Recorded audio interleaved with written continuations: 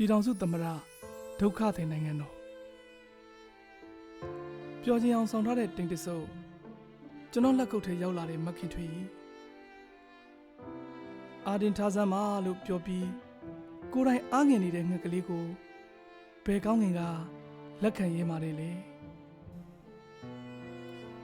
အားလုံးကလည်းခြေကုံလက်ပန်းကျနိုင်ငံတော်မှာမဲမဲအမျိုးမျိုးနဲ့ဒုက္ခတွေတွေပဲတိုးတူလာတယ်